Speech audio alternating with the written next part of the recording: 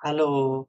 GSAT 2026 में आज chemical bonding का लास्ट लेक्चर है। कौन सा? मॉलिक्यूलर ऑर्बिटल थ्योरी का लास्ट लेक्चर।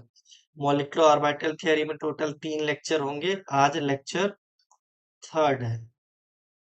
इससे पहले का 2 वीडियो है। पहला वीडियो बेसिक्स भी है और दूसरा वीडियो जो है वो होमो डाइन्यूक्लियर था, और आज का जो वीडियो है वो होमो हेट्रो डाइन्यूक्लियर है। ठीक है, स्टार्ट करते हैं आज का लेक्चर। इससे प्रीवियस वीडियो नहीं देखे हैं तो देख लीजिए, वरना आपको आगे दिक्कत हो सकता है। ठीक है, आज केमिकल बॉन्डिंग का मॉलिक्यूलर ऑर्बिटल थ्योरी खत्म हो जाएगा। उसके बाद हम लोग नेक्स्ट टॉपिक स्टार्ट करेंगे। देखते हैं, या तो एफ ब्लॉक स्टार्ट करेंगे, नहीं तो कोऑर्डिनेशन केमिस्ट्री स्टार्ट करेंगे। एप ब्लॉक छोटा सा टॉपिक है तो वो जल्दी हो जाएगी, इसलिए ऐसा सोच रहे थे। बाद बाकी ऐसा कुछ नहीं है। अगर आप लोग का कुछ डिमांड होगा तो वो भी फुलफिल हो जाएगा। जो पहले कौन सा करना है, वैसे मुझे जो मन करेगा वो तो मैं कर ही दूंगा। पहले मुझे फेज 1 कंप्लीट करना है।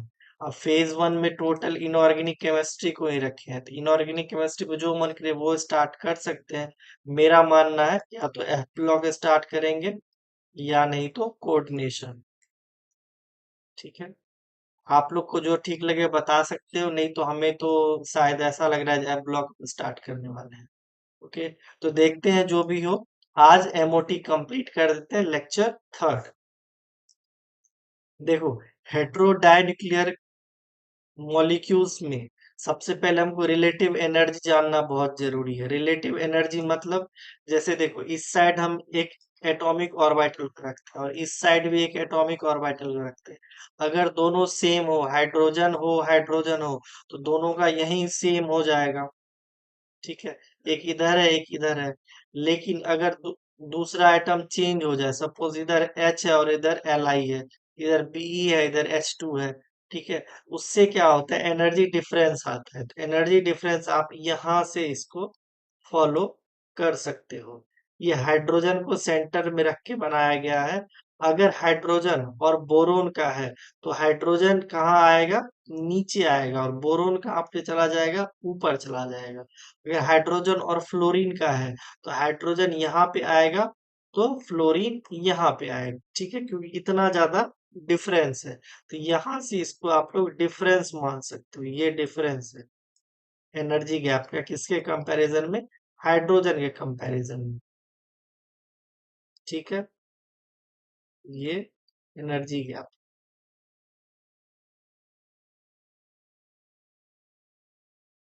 ये चीज आप एक बार ध्यान में रखो। हाइड्रोजन के ऊपर कौन सा जा रहा है, बोरोन, लिथियम बेरिलियम बोरोन। उसके बाद कार्बन नाइट्रोजन ऑक्सीजन फ्लोरीन। इसको याद करने का क्या तरीका है, सबसे अच्छा lithium beryllium boron carbon nitrogen oxygen, और कार्बन और बोरोन के बीच में हाइड्रोजन को रख देना है बस। ठीक है, इस तरह से आप लोग इसको याद कर रख सकते हो। वैसे एक दो एग्जांपल करोगे तो अपने आप याद हो जाएगा। देखो, सबसे पहले हम लोग मॉलिक्यूलर ऑर्बिटल डायग्राम देखते हैं एचएफ का। ठीक है, एचएफ में एच में हाइड्रोजन में ये टिक मार्क मतलब, ये देखो यहाँ पे स्टार्टिंग में शायद हम बताए थे ए बी, ए बी और ए बी। ठीक है, तो जिसमें टिक मार्क है और जिसमें टिक मार्क नहीं है, सपोज इसमें टिक मार्क है इसमें नहीं, इसमें दोनों में टिक मार्क नहीं है, इसमें दोनों में टिक मार्क है।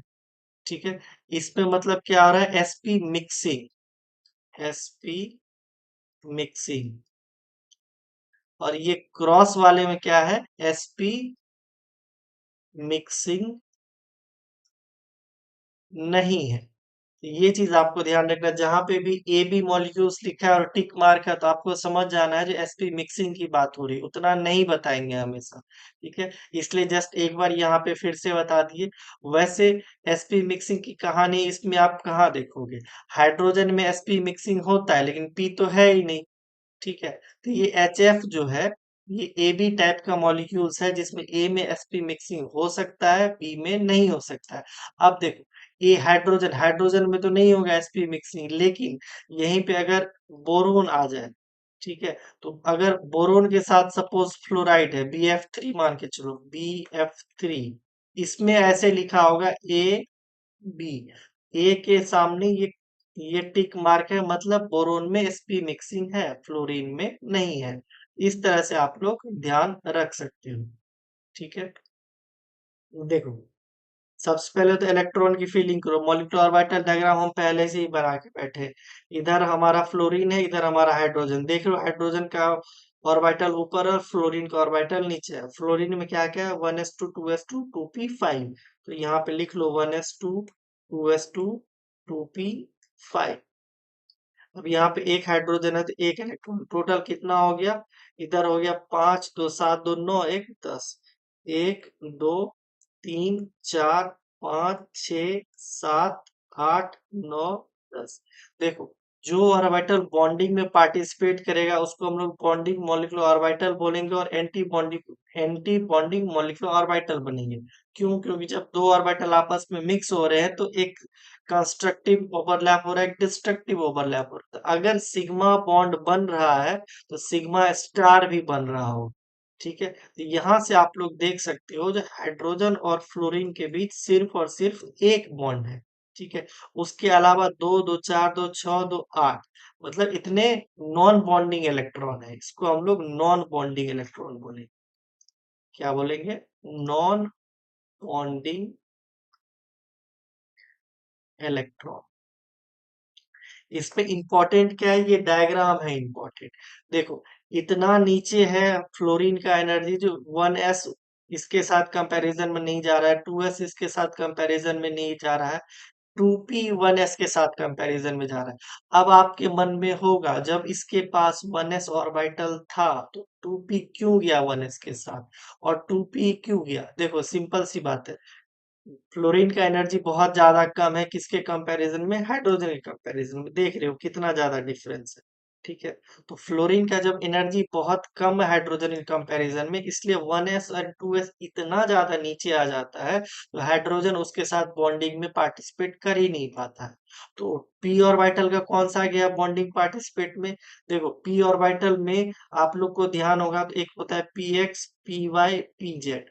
ठीक है, अब P X P Y P Z इसमें जस्ट नोटेशन है। अगर आपको मन हो तो पी वाई के साथ भी 1s का कंपेयर बॉन्डिंग करवा सकते हैं। मेनली हमको क्या ध्यान रखना है, जब पी ऑर्बिटल होगा तो उसमें एक सिग्मा बॉन्ड बनेगा, दो पाई बॉन्ड बनेगा। तो ये जो सिग्मा बॉन्ड बना है ये सिग्मा बॉन्ड 1s वाला है। ठीक है, और ये हमारा जो पाई बॉन्ड बनने वाला था लेकिन सामने वाले के पास नहीं है वैकेंसी, तो वो बेचारा नॉन बॉन्डिंग में रह जाता है ये। ठीक है, तो ये जो हमारा पी ऑर्बिटल है, देखो ये सिमेट्रिक से समझो तो ज्यादा बेहतर है, ग्रुप थ्योरी थोड़ा अप्लाई करो तो बहुत ज्यादा बेहतर है, लेकिन उतना आप लोग के काम का नहीं है। इसलिए जस्ट मैं सीधी भाषा में समझा रहा हूँ। जो 2p ऑर्बिटल का जो एक ऑर्बिटल है वो सिग्मा बॉन्ड बनाता है, बाद बाकी जो दो है वो पाई बॉन्ड बनाता है, लेकिन सामने वाले के पास है ही नहीं ऑर्बिटल, तो पाई बॉन्ड जो बनाने वाला था वो नॉन बॉन्डिंग में चला जाता है और एक हमारा सिग्मा बॉन्ड बना लेता है। सिंपल सी इतनी सी कहानी है। तो ये आपको एमओटी मॉलिक्यूलर ऑर्बिटल डायग्राम इसका ध्यान रखना है, इसका बॉन्ड ऑर्डर ध्यान रखना है। अब देखो इस तरह से पता चल गया, जो एक बॉन्डिंग ऑर्बिटल है जिसमें दो इलेक्ट्रॉन है, एक इलेक्ट्रॉन हाफ कंट्रीब्यूट करता है, तो दो इलेक्ट्रॉन टू हाफ कंट्रीब्यूट करेगा, तो मतलब एक बॉन्ड बन रहा है। सिंपल सी बात है। बाद बाकी जो इलेक्ट्रॉन बच गया वो नॉन बॉन्डिंग में पार्टिसिपेट किया। अब इसमें ऐसा पूछे एच एफ मॉलिक्यूल्स डायमैग्नेटिक है पैरामैग्नेटिक है, तो वो आप देख सकते हो अनपेयर्ड इलेक्ट्रॉन है या नहीं है।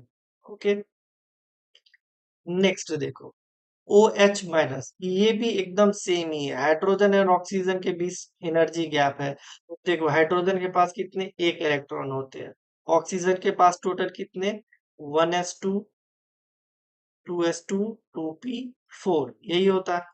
अब देखो चार दो, 4 2 6 2 8 1 9, एक माइनस चार्ज है यानी 10। तो फिर से फिल करो, 1 2 3 4 5 6 7 8 9 10। डिटो ये आपको एच एफ की तरह बन गया। ठीक है, एकदम एच एफ की तरह बन गया। मॉलिक्यूलर ऑर्बिटल डायग्राम भी, और अगर बॉन्डिंग की बात करोगे तो ये भी सिग्मा बॉन्ड ही बनाएगा, सिंगल बॉन्ड ही है ऑक्सीजन एंड हाइड्रोजन के बीच में। ठीक है, इसमें कुछ भी ज्यादा चेंज नहीं है एच एफ और ओ एच माइनस के कंपैरिजन में मॉलिक्यूलर ऑर्बिटल डायग्राम। तो कंपैरिजन कहाँ है, कंपैरिजन यहाँ पे है। देखो इसमें यहाँ पे हाइड्रोजन था, इधर फ्लोरीन था। इसको HF मानो, इसको OH- मानो। ठीक है, देखो 1s2 2s2 2p5, यही था। तो 5 4 9 1 10, 1 2 3 4 5 6 7 8 9 10। ठीक है, अब इधर भी सेम 10 था, इधर एक है। 1 2 3 4, 1 2 3 4। ठीक, तो टोटल कितना हो गया? इधर हो गया 4 4 8 1 9, और एक माइनस चार्ज है तो 10। 1 2 3 4 5 6 7 8 9 10। मतलब मॉलिक्यूलर ऑर्बिटल डायग्राम भी सेम है, तो फिर कंपैरिजन की जरूरत कहाँ पड़ी? देखो, इसका नॉन बॉन्डिंग उठाओ और इसका नॉन बॉन्डिंग उठाओ। ठीक है, एक यहाँ पे हम लोग बेस लाइन ड्रॉ करते हैं। फ्लोरीन है, फ्लोरीन ऑक्सीजन के कंपैरिजन में नीचे जाएगा। यहाँ पे इसमें 2 इलेक्ट्रॉन है, इसमें 2 इलेक्ट्रॉन है। और ऑक्सीजन का नॉन बॉन्डिंग कहाँ है? यहाँ पे 1 2 3 4। ये किसका है? ये OH- का है, और ये किसका है? ये HF का है। ठीक है, इसमें होता क्या है? HF का जो फ्लोरीन का जो नॉन बॉन्डिंग, देखो ये नॉन बॉन्डिंग किसका है? फ्लोरीन का है। ये नॉन बॉन्डिंग किसका है? ऑक्सीजन का है। सिंपल सी बात है। तो HF का जो नॉन बॉन्डिंग ऑर्बिटल है, जिसमें इलेक्ट्रॉन है, वो न्यूक्लियस के इतने पास होता है जो ये डोनेट नहीं कर पाता है। लेकिन OH का यहाँ पे न्यूक्लियस है, इसके बीच एनर्जी गैप ज्यादा है, इसलिए ये आराम से डोनेट कर पाता है। इसीलिए आप लोग देखते होंगे OH- में जो दो मेटल मेटल मेटल कोऑर्डिनेट कर सकता है। कैसे कर सकता है? क्योंकि ये भी डोनेट कर सकता है और ये भी डोनेट कर सकता है। ठीक है, तो इसलिए इसको हम लोग क्या बोलते हैं? पाई डोनर बोलते हैं। ठीक है, OH- को पाई डोनर क्यों बोलते हैं? ये आपको मॉलिक्यूलर ऑर्बिटल डायग्राम से ही समझ में आएगा।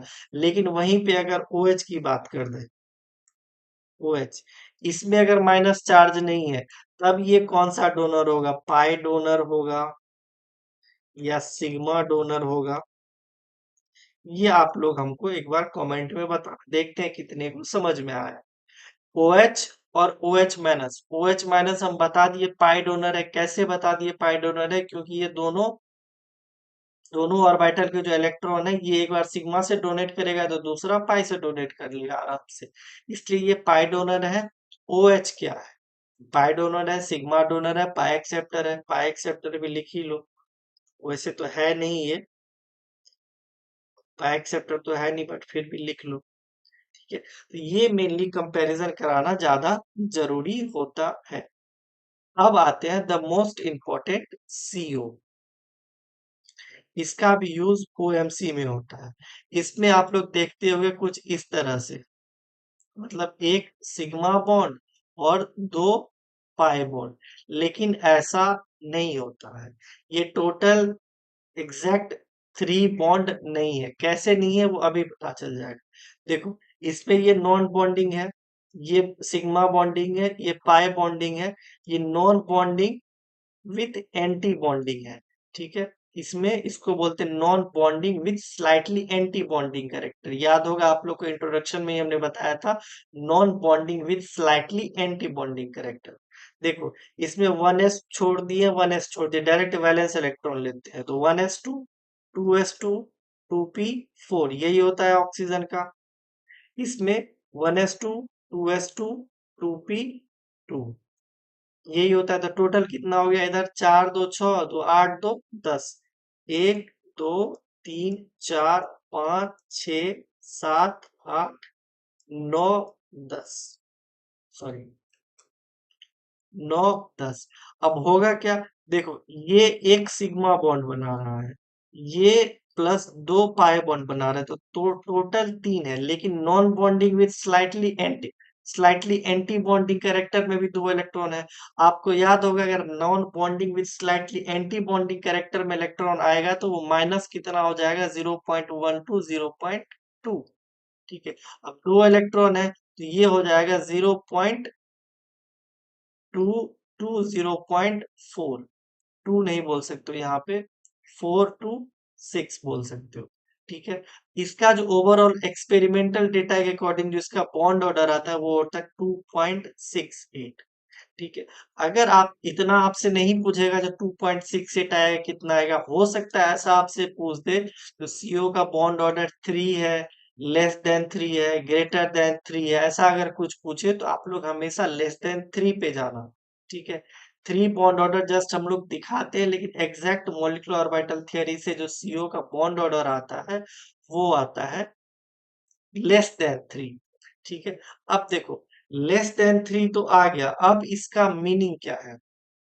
ये नॉन बॉन्डिंग में स्लाइटली एंटी बॉन्डिंग करेक्टर है, मतलब देखो, ऑक्सीजन थोड़ा सा नीचे है, कार्बन थोड़ा सा ऊपर है, तो स्लाइटली एंटी बॉन्डिंग करेक्टर तो है, लेकिन ये थोड़ा थोड़ा इसमें कार्बन का, क्या बोलते हैं, कार्बन का स्मेल आ रहा है, ऐसा बोल सकते हो। सिंपल सी बात है, अगर आप देखते होगे सी ट्रिपल बॉन्ड ओ है, इसमें अगर डोनेट करना हो तो कार्बन से डोनेट करते हैं। कार्बन से डोनेट क्यों करते हैं? क्योंकि इसके पास जो नॉन बॉन्डिंग इलेक्ट्रॉन है वो कार्बन से रिजेंबल करता है, कार्बन के जैसा है, इसीलिए है तो किसका है देख सकते हो। देखो, यहाँ का जो 2 इलेक्ट्रॉन है वो तो इधर पार्टिसिपेट कर लिया, यहाँ का भी 2 इलेक्ट्रॉन इधर पार्टिसिपेट कर लिया, लेकिन इसका जो 2 इलेक्ट्रॉन बच गया वो हमारा ऑक्सीजन वाला है। लेकिन ये non bonding with slightly anti bonding character है, और कार्बन का एनर्जी यहाँ है और ऑक्सीजन का एनर्जी यहाँ है, इसलिए जो कार्बन का जो ये 2 इलेक्ट्रॉन है ये कार्बन की तरह रिजेंबल कर रहा है, सॉरी, नॉन बॉन्डिंग का जो 2 इलेक्ट्रॉन है वो कार्बन की तरह रिजेंबल कर रहा है, इसीलिए। अब देखो, ऑक्सीजन के पास भी तो लोन पेयर है, इससे तो डोनेट नहीं करता है हमेशा, कार्बन से क्यों करता है? कार्बन से इसलिए करता है क्योंकि सीओ का जो मॉलिक्यूलर ऑर्बिटल डायग्राम देखोगे उसमें तो 2 नॉन बॉन्डिंग इलेक्ट्रॉन है, वो non bonding with slightly anti bonding character है, जो कार्बन से रिजेंबल करता है, इसलिए हमेशा बॉन्डिंग कार्बन के थ्रू ही होता है। ठीक है। ये आप लोग ओएमसी में देखोगे, ओएमसी में होगा तो एक बार और इसका मॉलिक्यूलर ऑर्बिटल डायग्राम बता देंगे। अगर आप लोग को अभी कुछ डाउट है तो कमेंट कर देना, ओएमसी में इसका और डिटेल्स में बता देंगे ये कैसे कैसे बॉन्डिंग में पार्टिसिपेट करता है। ठीक है। अब आगे देखो, molecular orbital diagram of BF. Simple सी बात है, बीएफ में क्या है? बोरोन, इसका भी वैलेंस इलेक्ट्रॉन छोड़ दिया, यहाँ पे 1s2 2s2 2p1 यही होता है। इसमें भी वैलेंस इलेक्ट्रॉन छोड़ दिया, 1s2 2s2 2p5 1 2 3 4 5। ठीक है। अब टोटल कितना हो गया? 5 2 7 2 9 1 10। देखो, 3 2 2 5 2 7 3 10, ओके, हाँ। 1 2 3 4 5 6 7 8 9 10। ठीक है। अब देखो, इसमें बॉन्डिंग में कितना पार्टिसिपेट करा? ये हमारा बीएमओ है, ये हमारा एबीएमओ है। अब बॉन्डिंग मॉलिक्यूलर ऑर्बिटल में 2 इलेक्ट्रॉन है, यानी एक बॉन्ड होगा। अब नॉन बॉन्डिंग में स्लाइटली बॉन्डिंग कैरेक्टर है, क्यों है स्लाइटली बॉन्डिंग कैरेक्टर? क्योंकि इसके ऊपर भी तो कुछ है, तो एक हमारा बॉन्डिंग कैरेक्टर हो जाएगा, एक हमारा एंटी बॉन्डिंग कैरेक्टर हो जाएगा। अब स्लाइटली बॉन्डिंग कैरेक्टर में है तो मतलब इसका कुछ तो 0.1 टू 0.2 मल्टीप्लाई बाय 2 होगा। तो जब बीएफ का बॉन्ड ऑर्डर आप देखोगे तो जानते हैं हम 1 होता है, क्योंकि बोरोन और फ्लोरीन के बीच एक बॉन्ड होता है, लेकिन इसका एग्जैक्ट बॉन्ड ऑर्डर होता है वो होता है 1.4। ठीक है। तो बॉन्ड ऑर्डर किसका? बीएफ का, एक सेकेंड,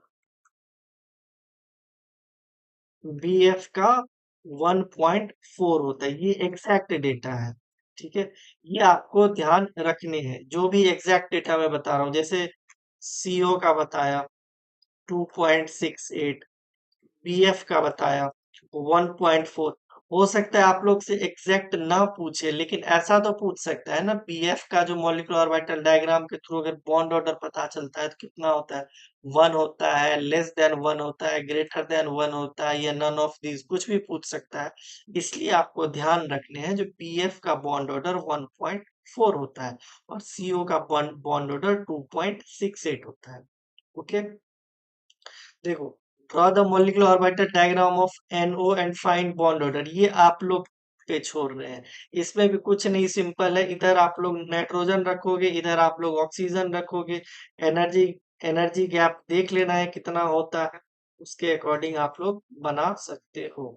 कुछ ज्यादा इसमें है नहीं।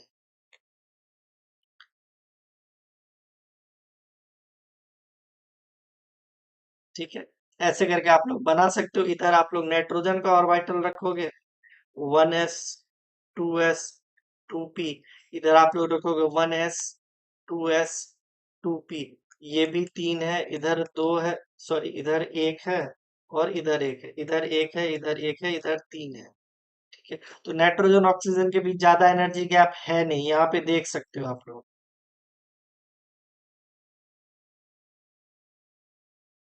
देखो, नाइट्रोजन और ऑक्सीजन के भी ज्यादा एनर्जी गैप है नहीं, तो ये एनोड हमारा हमको थोड़ा इजी लगा, तो आप लोग इसको खुद से ट्राई कर सकते हो। ओके, हम आगे बढ़ जाते हैं। Molecular orbital diagram for poly atomic molecules. देखो, पॉली एटॉमिक मॉलिक्यूल्स का मतलब ये है, इसमें मोर देन एक सेंटर है। जैसे सपोज BeH2 है, ये हमको पता है ये लीनियर होता है। ठीक है, इसमें एक ही सेंटर है। लेकिन H3 polyatomic molecules having more than one central atom.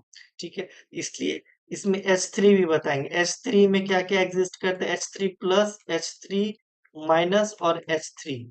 ठीक है, इसमें आपको याद हो, आपको पता चल जाएगा कि इससे एक PYQ में क्वेश्चन आया है, और आई थिंक मैक्सिमम लोगों का गलत हुआ था उस टाइम पे। ठीक है, तो आज हम क्या क्या देखेंगे। ये लीनियर है, ये भी लीनियर है, ये बेंट है, ये बेंट है, और SF6 आप लोग पे डिपेंड करता है, आप लोग को जानना है या नहीं जानना है। क्योंकि मुझे पता है बहुत से कम लोग अभी लेक्चर देख रहे हैं। अगर किसी को भी SF6 का मॉलिक्यूलर ऑर्बिटल डायग्राम समझना हो, तो आप लोग कमेंट कर देना, टाइम निकाल के इसका अलग से वीडियो बना देंगे। SF6 में थोड़ा सा आपको ग्रुप थियरी का तड़का भी लगाना पड़ेगा, वरना हम तो अभी रटा देंगे, रटने से कुछ नहीं होगा। SF6 में थोड़ा सा ग्रुप थियरी का तड़का लगाना पड़ेगा, उसके बाद SF6 आप लोग को क्लियरली समझ में आएगा। इसलिए अभी SF6 नहीं कर रहे हैं। BeH2 CO2 H2O NH3 और H3, इसके अलावा आपको तीन चार एग्जाम्पल आपको खुद से बनाने होंगे। ठीक है, तो स्टार्ट करते हैं हम लोग BeH2 से। देखो, बेरेलियम बेरेलियम में होता है क्या, 1s2 ये इलेक्ट्रॉनिक कॉन्फ़िगरेशन है, लेकिन इसके पास p ऑर्बिटल भी होता है जो वैकेंट होता है। तो वैकेंट है तो उसको भी हमको मॉलिक्यूलर ऑर्बिटल थ्योरी में दिखाना होता है। देखो, बेरिलियम 1s2 2s2, यहाँ पे हाइड्रोजन एक इधर है एक इधर है। देखो, अगर आपको मन हो तो इसको आप लोग यहाँ भी रखोगे तो कोई दिक्कत नहीं है। लेकिन अगर इसको हम यहाँ रखेंगे तो आपके मन में डाउट हो जाता है ये किस तरह का ऑर्बिटल है, इसलिए इसको मैंने यहाँ पे रखा। दोनों का एनर्जी गैप एकदम बराबर है, कुछ ऐसा चेंज नहीं है। टोटल देखो कितना हो गया, दो दो चार दो छह, एक दो तीन चार पाँच छः। इसमें आपको क्लियर दिख रहा होगा, एक भी नॉन बॉन्डिंग इलेक्ट्रॉन नहीं है। एक इधर नॉन बॉन्डिंग इलेक्ट्रॉन है जो कि बहुत ही ज्यादा लो एनर्जी में है, तो ये कभी भी डोनेट नहीं करेगा। Do not donate. ठीक है, अब एक इधर बॉन्डिंग बन रहा है, एक इधर बॉन्डिंग बन रहा है, एंटी बॉन्डिंग तो बन ही नहीं रहा है, तो ये दोनों सिग्मा बॉन्ड बना रहा है। तो इसलिए हम इसको लीनियर बोलते हैं। ये कुछ इस तरह से होता है, एक ये सिग्मा बॉन्ड है और एक ये सिग्मा बॉन्ड है। ठीक है, मॉलिक्यूलर ऑर्बिटल डायग्राम में एक बार अगर आपको मॉलिक्यूलर ऑर्बिटल डायग्राम समझ में आ गया, इलेक्ट्रॉन की फीलिंग समझ में आ गई, तो बहुत ही इजीली आप उसका हर एक चीज बता सकते हो। अब BeH2 का पूछ दे जो पैरामैग्नेटिक है डायमैग्नेटिक, तो आराम से बता सकते हो। इसमें एक भी ये अनपेड इलेक्ट्रॉन नहीं है, डायमैग्नेटिक हो जाएगा, सिंपल सी बात है। नेक्स्ट देखो, देखो CO2 कार्बन, इधर ऑक्सीजन। अब इधर हमने क्या किया, 1s कार्बन का 2s को कंपैरिजन करके यहाँ पे डाल दिया है, और ऑक्सीजन का 2p और इसका 2p। देखो, ये ऑक्सीजन का 2p है, ये दूसरा ऑक्सीजन का 2p है। क्यों, क्योंकि दो ऑक्सीजन है, इन दोनों को मिला के हमने 6 ऑर्बिटल यहाँ पे ऐसे ड्रॉ कर दिया है। ठीक है, अब देखो कार्बन का 1s2 2s2 2p2 यही होता है। अब ऑक्सीजन में टोटल वैलेंस इलेक्ट्रॉन कितने होंगे? 6 दूनी 12। क्यों? क्योंकि एक ऑक्सीजन में 8 है तो दो ऑक्सीजन में 16 हो गया। और दोनों का हम 1s निकाल चुके, तो ये 1s पे 2 इलेक्ट्रॉन होता है, ठीक है। और 1s पे 2 इलेक्ट्रॉन होगा, तो टोटल हमारा 4 इलेक्ट्रॉन निकल जाएगा, तो 12 बच जाएगा। देखो, 1 2 3 4 5 6 7 8 9 10 11 12। लेकिन टोटल कितना है? इधर 12 है और इधर 4 है, तो 12 4 16। अब देखो, 1 2 3 4 5 6 7 8 9 10 11 12 13 14 15 16। ठीक है, ये कौन सा है हमारा? ये नॉन बॉन्डिंग है, ये कुछ भी नहीं करेगा। ठीक है, अब देखो ये भी नॉन बॉन्डिंग है, ये भी कुछ भी नहीं करेगा। अगर डोनेट करना हुआ तो ये तो कभी डोनेट नहीं कर पाएगा। डोनेट करने का मन हुआ तो ये ऊपर से करेगा, क्योंकि नीचे वाला बहुत ज्यादा लो एनर्जी में है। अब देखो, यहाँ पे कार्बन लिखो, यहाँ पे ऑक्सीजन लिखो, यहाँ पे ऑक्सीजन लिखो। एक काम करो, देखो, यहाँ पे कार्बन लिखो, यहाँ पे ऑक्सीजन लिखो, यहाँ पे ऑक्सीजन।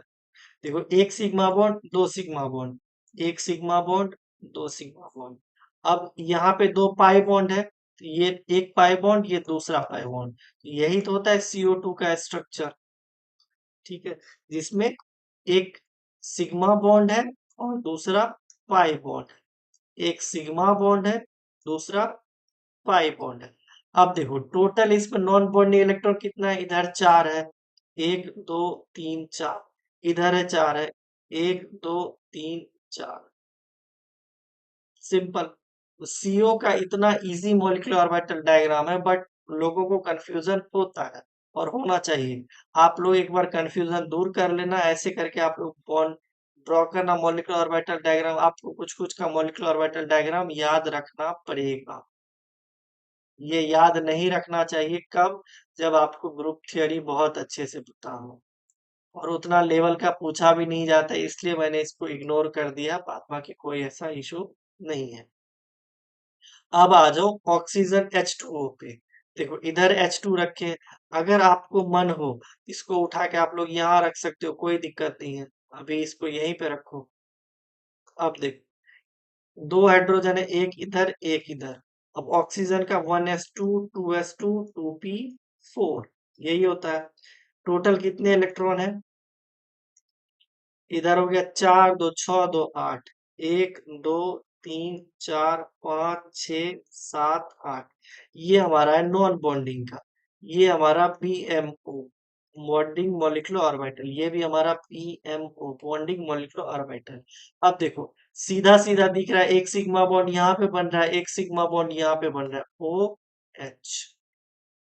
ठीक है, अब देखो, यहाँ से जो सबसे ज्यादा कंफ्यूजिंग चीज आप लोग को लगता है, जो देखो, अगर ऑक्सीजन इधर है, हाइड्रोजन इधर है, यहाँ पे है, इसके पास दो लोन पेयर है, ठीक है। एक डोनेट कर देता है, दूसरा डोनेट नहीं करता है। क्यों नहीं करता है? क्योंकि जो दूसरा वाला लोन पेयर है, जो लोन पेयर है, वो एक्चुअली में क्या है? नॉन बॉन्डिंग ऑर्बिटल है। नॉन बॉन्डिंग ऑर्बिटल के इलेक्ट्रॉन इतने ज्यादा ये नीचे है, सबसे इतने ज्यादा, इतने कम एनर्जी में है, ये कभी भी डोनेट नहीं कर पाता। डोनेट सिर्फ और सिर्फ ये करता है, ठीक है। इसीलिए H2O मॉलिक्यूल्स का सिर्फ एक ही लोन पेयर है जो डोनेट होता है। यहाँ पे कहने के लिए है दो लोन पेयर, तो दोनों क्यों नहीं डोनेट करते? डोनेट इसलिए नहीं करते हैं, एक लोन पेयर जो है वो नॉन बॉन्डिंग हायर एनर्जी में है, तो वो डोनेट हो सकता है। लेकिन दूसरा वाला नॉन बॉन्डिंग जो है वो लोएस्ट एनर्जी में, तो वो डोनेट नहीं हो सकता है, ठीक है। वो बात होगी। दो सिग्मा बॉन्ड है, एक सिग्मा बॉन्ड ये है, एक सिग्मा बॉन्ड ये है, और ये हमारा नॉन बॉन्डिंग जो कि डोनेट होगा। दूसरा वाला नॉन बॉन्डिंग हम ड्रॉ ही नहीं करेंगे, सिंपल सी बात है, क्योंकि वो बहुत ज्यादा नीचे है। ड्रॉ करना चाहो तो कर सकते हो, लेकिन ये डोनेट नहीं हो। सिंपल। ये हमारा कौन सा हो गया? पेंट हो गया। नेक्स्ट देखो, molecular orbital diagram of NH3। यहाँ पे भी तीन हाइड्रोजन है तो तीनों के एक ही प्लेन में रख लोगे तो कोई दिक्कत नहीं है। ठीक है, यहाँ पे एक चीज आप लोगों को कंफ्यूजन नहीं होना चाहिए, जो ये थोड़ा सा ऊपर, ये थोड़ा सा नीचे, जगह थोड़ा कम था इसलिए इन दोनों को एक ही साथ कर दिया। तो इसको आप लोग पाई बॉन्डिंग मत समझ ले। क्यों? क्यों नहीं समझना है पाई बॉन्डिंग? वो अभी पता चल जाएगा। देखो नाइट्रोजन 1s2, एक सेकेंड,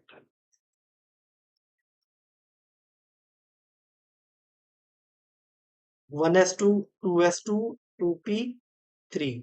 अब इधर एक दो तीन, टोटल कितना हो गया? तीन दो पांच, तीन आठ, एक दो तीन चार पाँच छ सात आठ। ये हमारा कौन सा है? नॉन बॉन्डिंग है। ये हमारा बॉन्डिंग मॉलिक्यूलर ऑर्बिटल है। ये हमारा बॉन्डिंग मॉलिक्यूलर ऑर्बिटल है।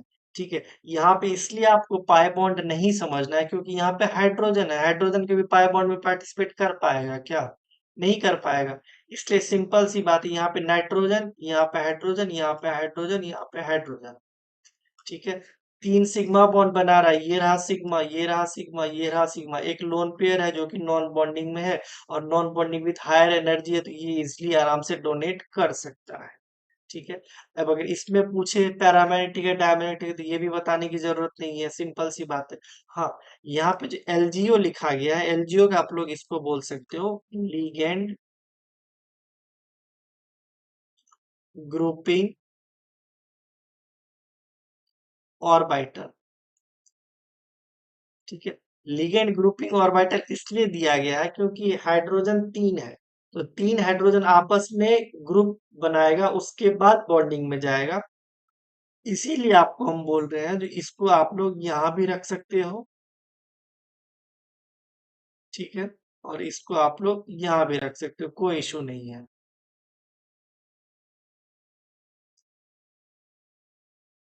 ठीक है, इस तरह भी रख सकते हो, कोई इशू नहीं है। जस्ट आपको इतना बता रहे हैं हम, जो लिगेंड ग्रुपिंग ऑर्बिटल होता है, जैसे अगर यहाँ पे H2O है, सपोज H2O है, इसमें जो दो हाइड्रोजन है ये पहले लिगेंड ग्रुप करेगा, अपने आप को ग्रुप बनाएगा एक ऑर्बिटल के थ्रू, फिर वो ग्रुप बना के ऑक्सीजन के पास जाएगा बॉन्डिंग के। उसी तरह H3 है तो ये लिगेंड जो है ये ग्रुप बनाएगा, एक ग्रुप बना के एक ऑर्बिटल बनाएगा, उसके बाद ये जाएगा नाइट्रोजन के पास बॉन्डिंग के लिए। ठीक है, सिंपल सी बात है। नेक्स्ट देखो, मॉलिक्यूलर ऑर्बिटल डायग्राम SF6 का, वो आप लोग पे हम छोड़ रहे हैं, वो आप लोग जितना ज्यादा अटेंटिव रहोगे, अगर आप लोग को जानना है SF6 तो कमेंट करना, इसका अलग से वीडियो बना देंगे, 5 से 6 मिनट में लगेगा। SF6 नहीं जानना है तो खैर कोई बात नहीं। ठीक है, नेक्स्ट आ जाओ। ये H3, ये इंपॉर्टेंट, ये PYQ में आया है और ये इंपॉर्टेंट है, इसलिए इसको थोड़ा सा डिटेल्स में समझना है। इसमें जो बॉन्डिंग मॉलिक्यूलर ऑर्बिटल बना है वो हकल बॉन्डिंग मॉलिक्यूलर ऑर्बिटल, जो कि हम लोग क्वांटम केमिस्ट्री के लास्ट में पढ़ते हैं, उसके बेस पे बना है। ठीक है, इसमें लीनियर भी हो सकता है, ट्राइगोनल भी हो सकता है। अगर लीनियर है तो उसका ये हो गया ABMO।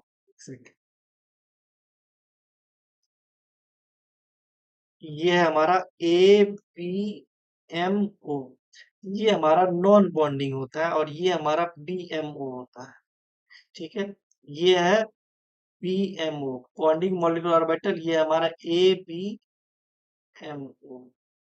ठीक है, इसमें लीनियर भी एग्जिस्ट कर सकता है, ट्रायगोनल भी एग्जिस्ट करता है, लेकिन जो ज्यादा स्टेबल होता है वो एग्जिस्ट करता है। S3+ is trigonal whereas S3- is linear, ऐसा लिखा गया है। लेकिन उसका रीजन आपको यहाँ पे मिलेगा।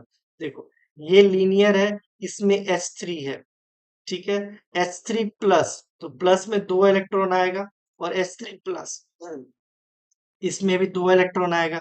इसका अगर टोटल एनर्जी निकालोगे तो दो electron into alpha plus √2 beta. इसका अगर एनर्जी निकालोगे तो टोटल एनर्जी आपको निकल के आएगा 2 इंटू अल्फा प्लस 2 बीटा। ये हो गया 2 अल्फा प्लस 4 बीटा, और ये हो गया 2 alpha plus √2 beta.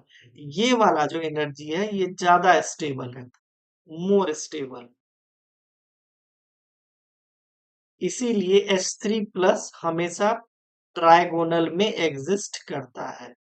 I think ऐसा पूछा गया था H3+ में हाइड्रोजन हाइड्रोजन के बीच बॉन्ड एंगल क्या है।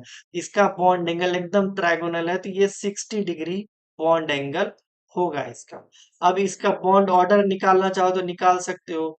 बॉन्डिंग मॉलिक्यूलर ऑर्बिटल में कितना है, 2 इलेक्ट्रॉन है, तो हाफ इंटू टू करोगे ये 1 निकल के आएगा। इसका हाफ इंटू टू करोगे तो ये भी 1 निकल के आएगा। तो बॉन्ड ऑर्डर तो 1 ही है। ठीक है, हाइड्रोजन हाइड्रोजन के बीच बॉन्ड ऑर्डर 1 है, इधर भी 1 है, इधर भी 1 है, तो वो निकालने की जरूरत नहीं है। मेनली यहाँ पे आपको क्या समझना था, बॉन्ड एंगल। ये H3+ ट्राइगोनल में एग्जिस्ट करता है जिसका बॉन्ड एंगल 60 डिग्री है। अब H3- देख लो। देखो H3- इसमें टोटल H3 यानी 3 इलेक्ट्रॉन, माइनस चार्ज है तो चार इलेक्ट्रॉन, 1 2 3 4। अब देखो इसमें भी 4 इलेक्ट्रॉन, ये हमारा कौन सा था, नॉन बॉन्डिंग मॉलिक्यूलर ऑर्बिटल। ठीक है, तो नॉन बॉन्डिंग से तो कुछ फर्क पड़ने वाला है नहीं, तो half into bonding molecular orbital में कितना है, 2 इलेक्ट्रॉन, तो ये हमारा 1 हो गया बॉन्ड ऑर्डर। अब इसका बॉन्ड ऑर्डर देखो, हाफ बॉन्डिंग मॉलिक्यूलर ऑर्बिटल में कितना है, 2, एंटी बॉन्डिंग में कितना है, 2, तो ये हमारा 0 आ गया। H3- जो ट्राइगोनल है उसका बॉन्ड ऑर्डर 0 आ रहा है और इसका बॉन्ड ऑर्डर 1 आ रहा है, तो आपको समझ में आ गया होगा कि H3- एग्जिस्ट करता है। इस दोनों स्लाइड से आपको एक ही चीज ध्यान में रखना है, H3+ जो है वो ट्राइगोनल है जिसमें बॉन्ड एंगल 60 डिग्री है एंड बॉन्ड ऑर्डर 1 है। और H3- जो है वो लीनियर एग्जिस्ट करता है। अब लीनियर एग्जिस्ट करेगा तो 180 डिग्री बॉन्ड एंगल है और बॉन्ड ऑर्डर इसका 1 है। ठीक है, ओवरऑल इस दोनों स्लाइड से आपको इतना याद रख लो, काफी है। ठीक है, इसको आप लोग इंपॉर्टेंट मार्क करके लिख सकते हो। नेक्स्ट देखो, अब आपके लिए हम छोड़े BH3, BF3 और HCl। इसका आप लोग को मॉलिक्यूलर ऑर्बिटल डायग्राम बनाना है, फिलिंग करना है इलेक्ट्रॉन का, फिलिंग ऑफ इलेक्ट्रॉन। उसके बाद बॉन्ड ऑर्डर बताना है और मैग्नेटिज्म बताना है, पैरा है या डाई है। अगर हो जाए तो कमेंट कर देना, नहीं हो तो भी कर सकते हो, कोई दिक्कत नहीं है उसमें। अगर आप लोग को दिक्कत होगा तो ये हम फिर से एक बार करवा देंगे। तो क्या क्या बच जाएगा आप लोग के लिए, BH3 बच जाएगा, BF3 बच जाएगा, HCl बच जाएगा और इससे पहले SF6 और NO। तो मतलब आप लोग के लिए हम टोटल 5 छोड़ के जा रहे हैं। और आज मॉलिक्यूलर ऑर्बिटल थियरी कंप्लीट हो गया है। इसका जो नेक्स्ट वीडियो होगा या तो F ब्लॉक होगा या फिर कोऑर्डिनेशन केमिस्ट्री होगा।